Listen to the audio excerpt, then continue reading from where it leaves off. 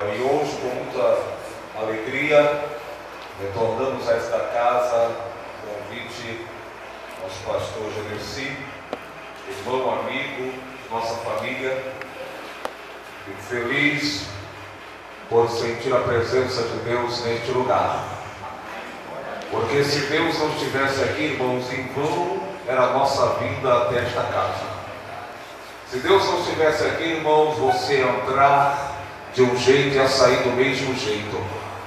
A minha esperança, alegria, convicção, certeza de que Deus está neste lugar, irmãos, primeiro porque sinto a presença dEle. E a minha ousadia de dizer que algo já está acontecendo no meio da minha e da sua família, porque Ele está neste lugar. Eu não sei se você, olha para quem está ao seu lado, você já sentiu a presença dEle? Amém. Olha para um lado, olha para a direita, olha para a esquerda. Pode olhar, fica à vontade, eu lhe dou essa liberdade. Pergunte, você já sentiu a presença dEle nesta noite? Aleluia! Quantos já sentiram a presença dEle nesta noite? Se você ainda não sentiu, você tem a oportunidade de sentir, porque Ele ainda não foi embora. Ele ainda está no nosso meio. Aleluia! Abra sua Bíblia, irmãos.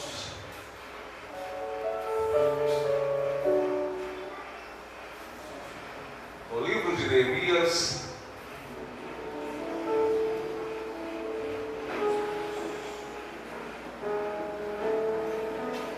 capítulo 4. Se os irmãos, por gentileza, quiserem se colocar em pé, em reverência à palavra, fiquem à vontade. Neemias, capítulo 4. Vamos ler apenas 1, 2, 3, 4 versículos, do versículo 11 ao versículo 14.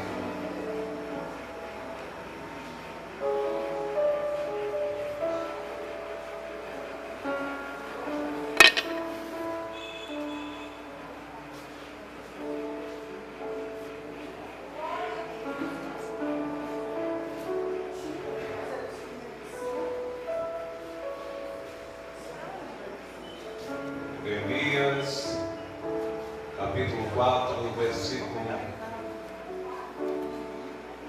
11 ao 14.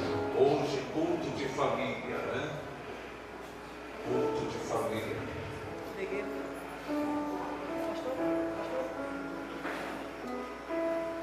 Diz assim a palavra de Deus: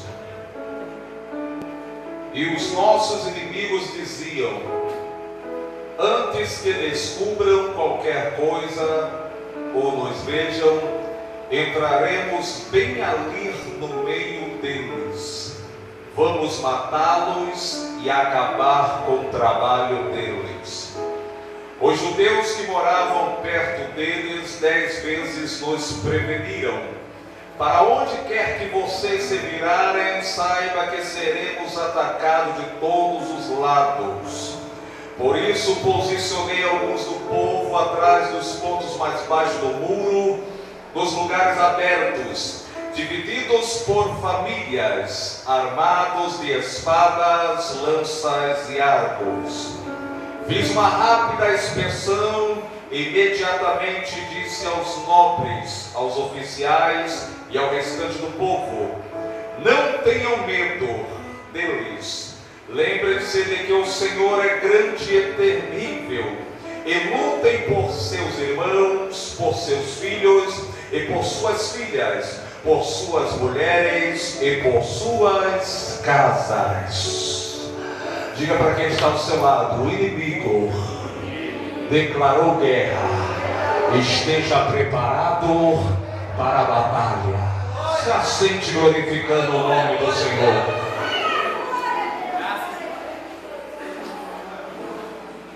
Aleluia, graças a Deus. Meus queridos irmãos, eu estava aqui sentado, eu estava ouvindo os irmãos dirigindo o trabalho, falando sobre o projeto de Deus para a família. Aliás, deixa eu dizer uma coisa para os irmãos: realmente, culto de missões, culto de família, são cultos para mim mais reflexivos, mas você tem a liberdade para glorificar o nome do Senhor. Fique vontade. E duas coisas, irmãos, que eu cresci ouvindo na igreja, é que também existem duas coisas que estão no coração de Deus. Primeiro, família e missões. Família e missões está no coração de Deus. E quando nós ouvimos, irmãos, que família está no coração de Deus, o nosso coração se alegra. Porque o nosso coração se alegra? Irmãos, a psicologia ela costuma dizer que por causa do acúmulo de informações, de novas informações que chegam à nossa memória, nós podemos esquecer daquelas primeiras informações que primeiro também foram depositadas em nossa cabeça, porque novas informações chegam a todo momento. E quando, irmãos, nós ouvimos que a nossa família ela não está simplesmente na memória de Deus, mas a nossa família está no coração de Deus. Esquecer, irmãos, daquilo que muitas das vezes está na cabeça pode acontecer e acontece, mas você jamais irá se esquecer daquilo que está no seu coração. E quando eu ouço dizer, e cresci ouvindo dizer, que família, minha família está no coração de Deus, o meu coração se alegra, porque, irmão, se tem uma coisa que Deus jamais vai se esquecer, é da minha, é da sua, é da nossa família. E não importa se a sua família ela é mais rica ou a mais pobre do bairro, não importa se você se veste com as melhores ou com roupas inferiores, se você tem uma família, fique tranquilo, da sua família Deus jamais irá se esquecer. Você acredita nisso? Quantos acreditam nisso? Diga comigo, a minha família está no coração de Deus. É por isso que Ele não se esquece da tua família. E nós sabemos, irmãos, lá no livro de Gênesis capítulo 2, versículo 18, a Bíblia diz, irmãos, que Deus Ele criou homem e mulher com propósito. Deus, Ele olhando, irmãos, para o homem no jardim, Deus, Ele visualizou que tudo aquilo que Ele havia criado era lindo, era belo e não era bom. Ele acrescenta aumentativo dizendo que era muito bom. Mas só, irmãos, que em determinado momento, Deus, Ele olha para o homem e percebe que algo no meio de tanta coisa boa, existia algo no homem que não era bom, irmãos, pois o homem estava sozinho. Para, irmãos, o cavalo existia a égua, para o macaco existia uma macaquinha, para o cachorro existia uma cadela, mas para o homem não existia alguém com quem ele pudesse se comunicar. Eu quero já começar te dando um segredo lindo, para que o seu casamento seja uma bênção, para que você possa viver com este ou com aquela o resto da sua vida até que a morte o separa. Deus, Ele criou a família com um propósito, e neste propósito algo que não pode faltar é comunicação, porque o homem não tinha com quem se comunicar, mas quando a mulher foi criada, Deus, Ele deu ao homem a capacidade de se comunicar. Se você quer que o seu casamento, que o seu relacionamento dure até que a morte o separe, não abra mão da comunicação, porque é o projeto de Deus para o seu casamento. Mas não vim falar sobre marido e mulher, vim falar sobre família de modo geral. E nós sabemos, irmãos, que desde o início nosso inimigo, ele luta para destruir as famílias. Se você parar para pensar, você vai ver, irmãos, que a todo momento, de todos os lados, a família está sendo cercada. Hoje, quem tem o costume de acompanhar novela, sabe que estão colocando agora muitas cenas homossexuais, na verdade, homem com homem, mulher com mulher, e tentando embutir, irmãos, na mente dos já antigos, na mente daqueles que são jovens, que isto é algo natural, que isto é algo normal. Mas ainda lá em Gênesis capítulo 2, versículo 18, a Bíblia diz, irmãos, que Deus fez para o homem uma adjuntora. Quando a Bíblia fala uma, quando Deus Ele colocou que era uma, já colocou o gênero. Uma é gênero feminino. E quando Ele falou também uma, Ele já criou qual seria o sistema. Seria o inimigo. Não seria, irmãos, nenhuma bigamia. Não falou que Deus criou duas, Deus criou apenas uma mulher para um homem. Este é o projeto de família perfeita. Eu ouvi a irmã dizer que não existe família perfeita. Realmente não existe família perfeita no sentido de trato, porque somos seres diferentes, seres individuais. Mas se você é uma mulher e se uniu um homem, você está dentro de um projeto perfeito, projetado por Deus. Um homem ou mulher, isso é perfeição de Deus. Glória a Deus. Infelizmente estão querendo deturpar a perfeição de Deus, tentando nos fazer entender que é natural, irmãos, isso que demonstra. E desde a antiguidade, irmãos, o inimigo ele vem tentando criar esses artifícios para atacar a família, porque ele sabe que atacando a família, irmãos, consecutivamente a sociedade irá se enfraquecer. E é isso que nós temos visto. Nós temos visto aí, irmãos, famílias desestruturadas. Nós temos visto aí uma sociedade sofrendo justamente por causa disso.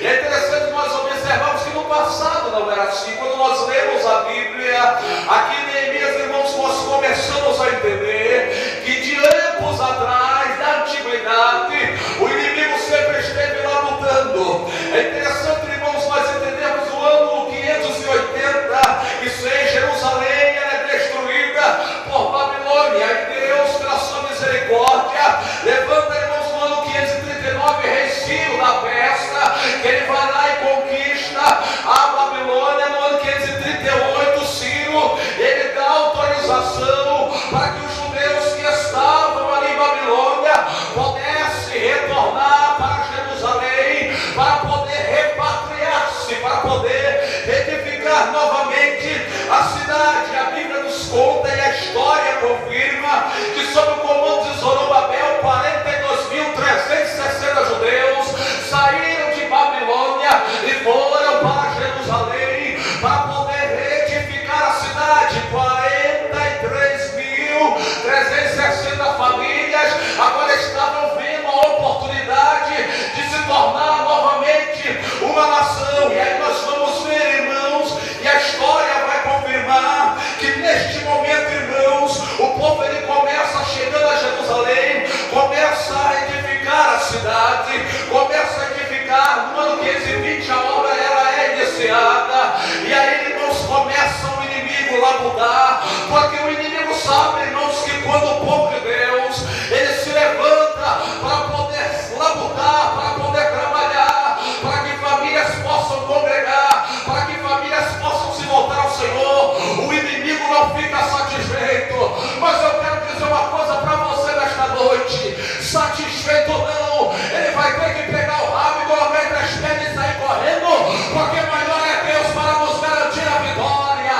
Eu quero te dizer uma coisa: se você está lutando pela tua família, se viraram para você e disseram que não tem jeito, não desista, continue, porque o Senhor é contigo para te conceder a vitória. Eu te peço que só dê uma sacudida no teu irmão e diga para ele: não desista, não desista, porque o Senhor é contigo para te garantir a vitória.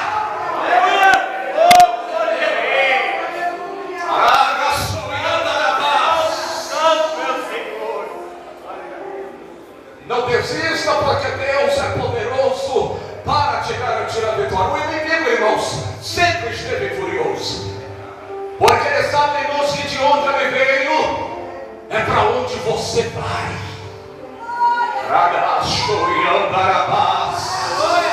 O que ele quer te abrir mão é para onde você vai. E Deus estava preparando tudo para você e para a sua família. Levante a sua mão nesta arena comigo: eu e a minha família entraremos na mansão celestial. Fale profetizando. Eu profetizo, Senhor, que eu e a minha família entraremos na mansão celestial. Em nome de Jesus, glória a Deus. Você precisa acreditar nisso, Deus. Jesus.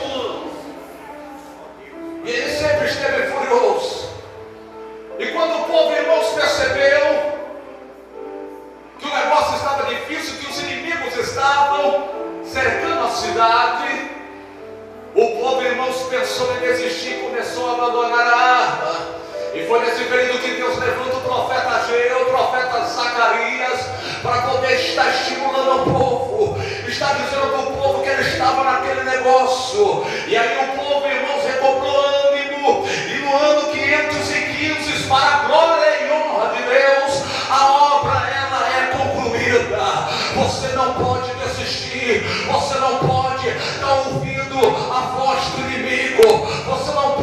ficar preso, aquele que diz que a tua família vai morrer desse jeito, que teu marido não tem jeito, que a tua mulher não tem jeito, que o teu filho vai morrer nas drogas. Não, a última palavra sobre a minha família e sobre a tua família, ela vem de Deus, ela vem de Deus, ela vem de Deus, ela vem de Deus, Criador dos céus e da terra, o dono da nossa família.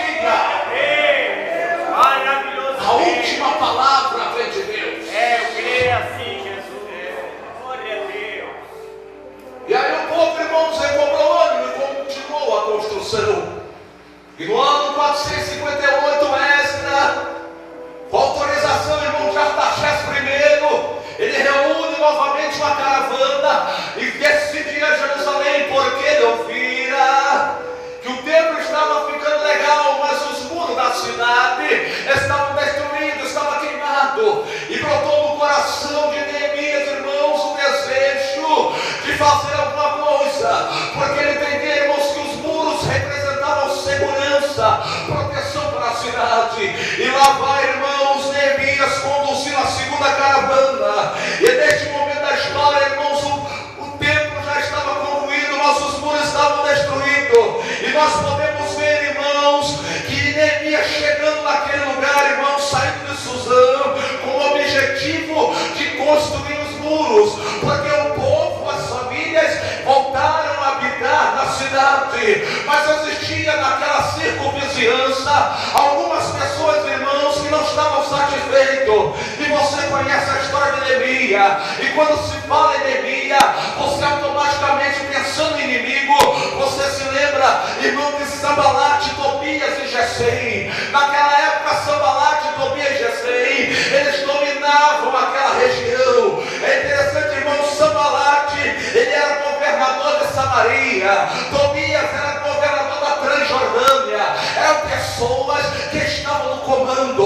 O inimigo do povo de Deus, o inimigo das famílias, estava no comando do negócio. E quando Sambalate, Tobias e Gesem ouviram dizer que um homem havia se levantado e estava vindo para que o governo dele saísse e o povo pudesse governar através da vontade de Deus, ele não ficou satisfeito. É interessante nós percebermos, quando nós começamos a orar por alguém da nossa família que está preso nas drogas, que está numa situação difícil, quando você sai da sua casa, vai para a igreja, clamar a Deus, pedir a Deus para salvar, para libertar, o adversário em contrapartida, ele não fica satisfeito, ele começa a se levantar, ele começa a fazer bagunça, ele começa a querer te desanimar. Mas uma vez eu te digo, não desista, não desista, não desista, continue, continue, porque Deus está na frente deste negócio, e a vitória, ela será a igreja do povo de Deus. Onde está a igreja de Deus aqui nesta noite? Em nome de Jesus, meu Deus. Aleluia. É no teu nome, Jesus. Minha família te pertence, Deus. E é interessante, irmãos, que os inimigos mandaram mensagens. Nós lemos aqui nesta noite. Mandaram mensagem para Neemias dizendo: olhe, não adianta correr para nenhum lado, porque de todos os lados você está cercado. E a Bíblia diz que mandaram mais ou menos 10 vezes esse mesmo tipo de mensagem. Existe situações na nossa vida, porque a gente está orando por alguém da nossa família, e até aquele ditado popular que diz: quanto mais eu oro, mais assombração aparece. Não tem um ditado desse? Você ora e parece que nada está acontecendo, que nada vai acontecer. Quanto mais ora, parece que o negócio está ficando difícil, mas não é difícil não, irmãos. É porque o sabor da vitória vai ser muito grande na tua vida. Porque com certeza, irmãos, alguma coisa de Deus vai acontecer. O inimigo sabe que vai acontecer alguma coisa. E aí o negócio parece que só piora, mas fica tranquilo, porque Deus está no controle. Aleluia. Deus, ele sabe até onde você aguenta. Eu creio, Deus, em nome Deus, de ele Jesus. sabe qual é o limite da tua força. E quando você chega para Deus e fala: meu Deus, eu só consigo ir até aqui. Se for necessário te carregar no colo para que você alcance o objetivo, Deus, ele fará isso. Mas você não vai nadar e nadar praia, não, porque a tua família está no coração de Deus. Aleluia! Eu creio, Jesus, eu creio assim, Deus. E é interessante, irmão, nós percebemos que a Bíblia diz que os inimigos, eles tramaram um plano. Que plano foi esse? Diga comigo, o nosso inimigo. Mais uma vez, o nosso inimigo é covarde. É covarde. O inimigo armou um plano, irmãos, para tentar destruir aquelas famílias, para tentar destruir o povo de Deus. Sanbalate, Tobias, Gesem, irmãos, se uniram com os arábios, os amonitas, e eles decidiram realmente cercar o povo de Deus e fizeram o seguinte: olhe bem, fizeram uma reunião para projetar como iriam acabar com aquelas famílias. E eles decidiram o seguinte: olha, de dia vai ficar meio complicado, porque eles estão com espada, numa mão eles estão com uma colher tapando brecha, mas na outra eles estão com a espada. Então, se a gente for de dia, eles vão largar a colher e vão pegar a espada. Vamos fazer o seguinte: vamos pegar ele à noite, vamos cercar a cidade e vamos pegar eles à noite. Eles vão estar dormindo e nós vamos entrar lá no meio deles, vamos ficar lá no meio e vamos matar todo mundo. Às vezes o inimigo faz isso, irmãos. Armas ciladas em situações que você menos espera. Está tudo bem, mas daqui a pouco o negócio fica conturbado, o negócio fica perturbado, e ele imaginando que vai ter vitória sobre a tua família, mas Sanbalate, Tobias, os Adonitas estavam todos enganados. Eles queriam entrar no meio, mas no meio daquele povo eles não poderiam entrar. Sabe por quê? Porque o meio já tinha um dono. Aleluia! Glória a Deus! Diga comigo assim: no meio da minha família já tem um dono. Eles queriam entrar no meio, mas o meio, irmão, já tem um dono. Eu tenho alguns versículos aqui, Números capítulo 36, versículo 34. Pois eu, o Senhor, habito no meio dos filhos de Israel. Êxodo 25:8. E me farão um santuário e habitarei no meio deles. Deuteronômio 7:21 diz: não te espante diante deles, porque o Senhor teu Deus está no meio de ti. 1 Reis 6:13. E habitarei no meio dos filhos de Israel e não desampararei o meu povo. Isaías 12, capítulo 6. Exulta e jubila, ó habitante de Sião, porque grande e terrível é o Senhor no meio de ti. Mateus capítulo 18, versículo 20 diz: porque onde estiverem 2 ou 3 reunidos no meu nome, ali estarei eu. Aonde? No meio deles. Deus, ele está no meio. O meio já tem dono. O meio da tua família já tem dono. Se o teu inimigo quiser entrar no meio da tua casa para fazer bagunça, ele que vai procurar o da família, porque o meio da tua família já tem dono. E o nome do dono é Jesus Cristo de Nazaré.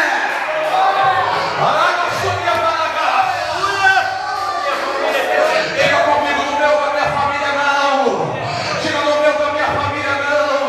No meu da minha família não. O meu da minha família pertence a Jesus de Nazaré. Aleluia. Quantos estão entendendo? Levante a mão e dê um brado de glória para Jesus. Aleluia.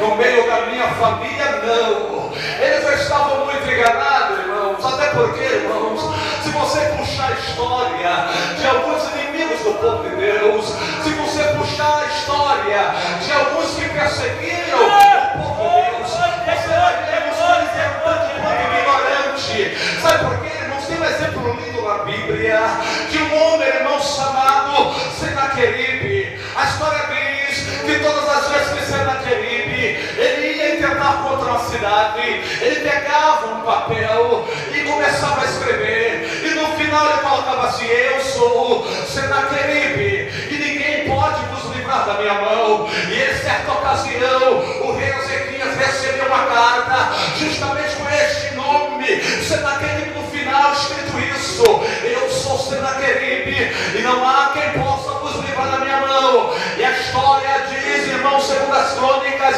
capítulo 32, que quando o povo, irmãos, ouviu as palavras e daquilo que estava escrito na carta, o povo ficou com medo. Senaqueribe, irmãos, um homem como outro qualquer, só porque, irmãos, ele tinha vencido os deuses pagãos, tinha vencido nações que não serviam ao nosso Deus. Irmãos, e ele foi e pensou que com o povo de Deus seria do mesmo jeito. Ele pensou que iria chegar no meio do povo de Deus, iria matar todo mundo.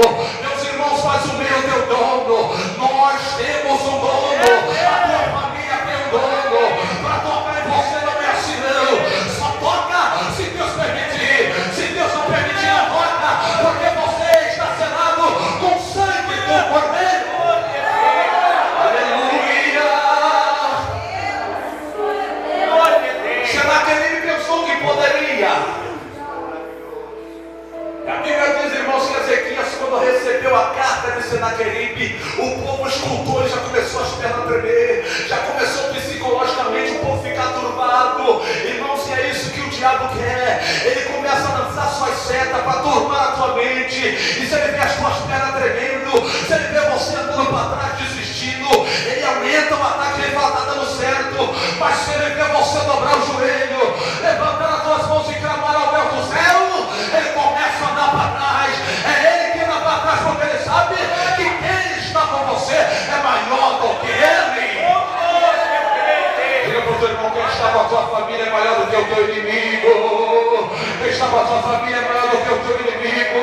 Quem está com a tua família é maior do que o teu inimigo. Então não ande para trás, ande para frente. Levante a tua cabeça, levante a tua cabeça, porque o Senhor é contigo. Levante a tua cabeça, não desista da tua família. Glória a Deus.